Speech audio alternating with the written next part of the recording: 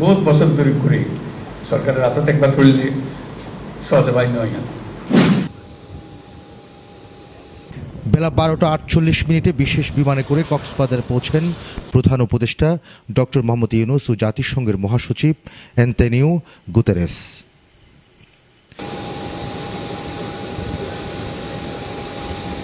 দুই বরেণ্য নেতাকে এ সময় বরণ করে নেন কক্সবাজারের জেলা প্রশাসক। এ সময় উপস্থিত ছিলেন দুর্যোগ ব্যবস্থাপনা ও ত্রাণ মন্ত্রণালয়ের উপদেষ্টা ফারুক ই আজম। এরপর জাতিসংঘের মহাসচিবকে রোহিঙ্গা ক্যাম্পের পথে এগিয়ে দেন প্রধান উপদেষ্টা। পরে প্রধান উপদেষ্টা পরিদর্শন করেন নির্মাণাধীন কক্সবাজার বিমানবন্দরের উন্নয়ন কার্যক্রম ও বর্ধিত রানওয়ে। এরপর প্রকল্প কর্মকর্তা নির্মাণাধীন কক্সবাজার আন্তর্জাতিক বিমানবন্দরের উন্নয়ন কার্যক্রমের অগ্রগতি নিয়ে কথা বলেন। পরে প্রধান উপদেষ্টা বিমানবন্দর থেকে বের হয়ে সার্কিট হাউসে গার্ড অব অনার গ্রহণ করেন। এরপর পরিদর্শন করেন খুরুশকুল আশ্রয়ণ প্রকল্পের কার্যক্রম।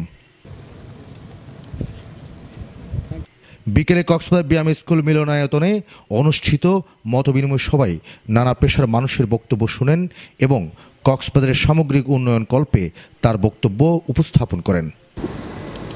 বারে বারে ব্যাকুল কিন্তু যে সমুদ্র বন্দর কেন হইল আরো তো উপকূল চট্টগ্রাম যারা এগুলো উত্তর পর্যন্ত কুমিরা পর্যন্ত যে কোনো জায়গার মধ্যে বন্দর বানানো যায় এবং বন্দর জায়গা ঠিক বলে লিখে ইন্ডিয়ান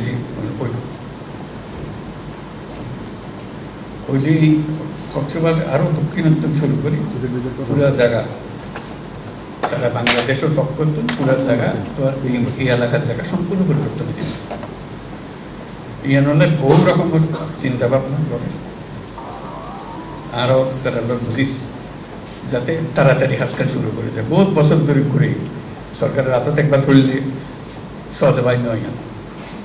এই ফ্যাসিলিটি ফ্যাক্টরের ভিতর করে যায় এবার ফেস করতে আসে কিন্তু বাইরে না যায় তুমি বাইর করি গেলে কোনো ডলে ট্রেনে খাম্মান শুরু করে দল যায় বুঝলে তৈলে ব্যাগগুলো লাগলাম দেশের লেগে গেলাম বিদেশের লেগে গেলাম ব্যাগগুলো যে আমি বলতাম আসছিলাম যে ধরো আমরা বাংলাদেশের বিরাট সমুদ্র পাইলাম আমরা নেপালের মতো দেশের তখন সমুদ্র নাই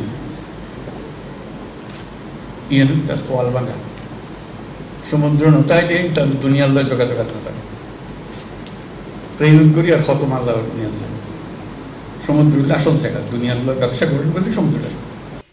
অনুষ্ঠান শেষে কক্সবাজার থেকে ওকেয়া রোহিঙ্গা ক্যাম্পে জাতিসংঘের মহাসচিবের সাথে কয়েকটি কর্মসূচিতে যোগ দিতে রোহিঙ্গা ক্যাম্পের উদ্দেশ্যে রওনা হন প্রধান উপদেষ্টা ডক্টর মোহাম্মদ ইউনূস।